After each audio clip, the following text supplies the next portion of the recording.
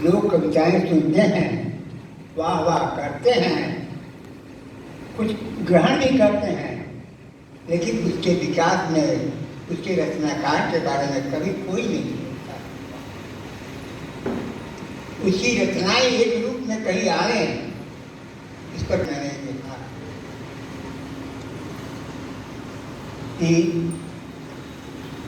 आकाश से उतरी देवी की तरह कहां से अवतरित हो गई,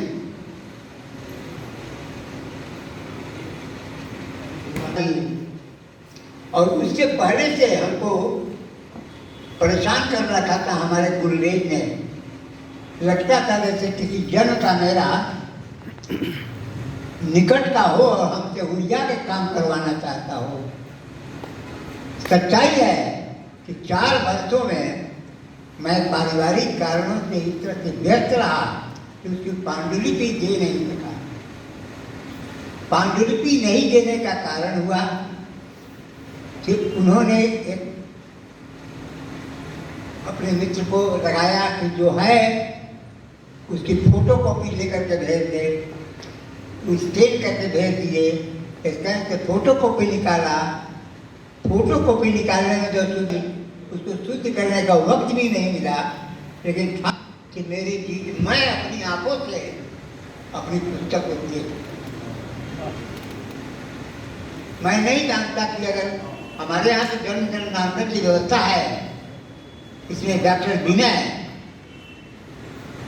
जितने ही बड़े विद्वान हैं उतने ही बिना सर्जरी,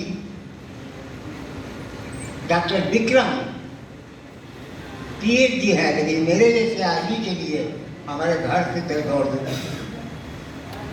कविताओं के बारे में जो लोग बोल ही चुके हैं उनके बारे में मुझे क्या करना, कविता के पुस्तक आपके पास है।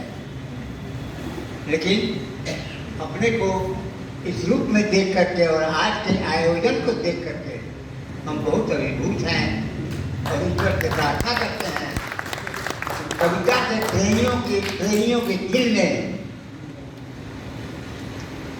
वह जज्बा पैदा हो कि कवियों को भी जिंदा रखने की चेष्टा करें। अभी हमारी एक कविता की 2 पंक्ति प्रभूषण बाबू ने पढ़ी। अगर आप आदेश दें तो मैं उस पूरी कविता को पढ़ दूं।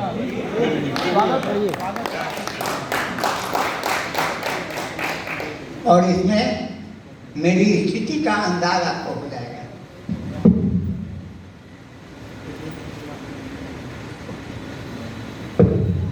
कवि का हारा हुआ स्वर है। मैं किसी की याद का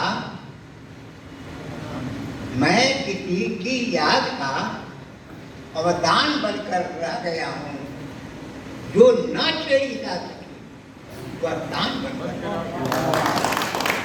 जो न छेड़ी जा सकी वह दान बनकर रह गया हूँ।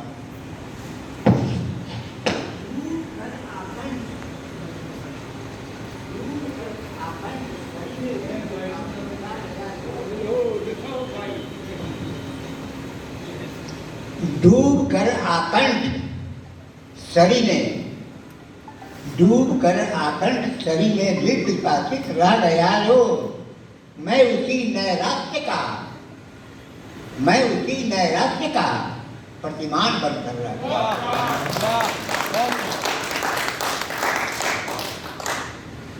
पंथ पर जो चरण अविरल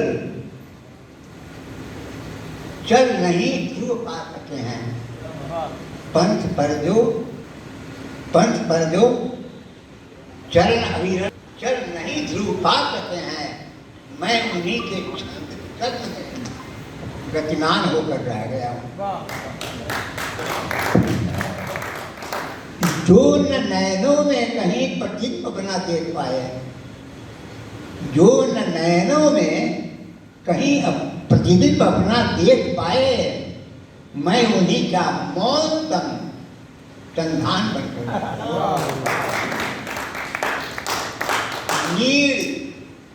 नीड़ जो सुध की शिखा से ही सहस्रों जल गए। नीड़ जो सुध की शिखा से ही सहस्रों जल गए हैं, मैं उन्हीं के भस्म का दिनमान बनकर रह गया हूँ। मैं उन्हीं के भस्म का दिनमान बनकर रह गया हूँ। लाभ अंतिम पंक्ति है, लाभ प्रतिभा है, कुटिलता के हाथों से हुई कुंठित। लाभ प्रतिभा है, कुटिलता के हाथों से हुई कुंठित। मैं उन्हीं का मौन संधान बनकर अभिमान। हाँ, लाभ प्रतिभाएं कुटिलता के हाथों से हुई कुंठित। मैं उन्हीं का जागता अभिमान बनकर रह गया।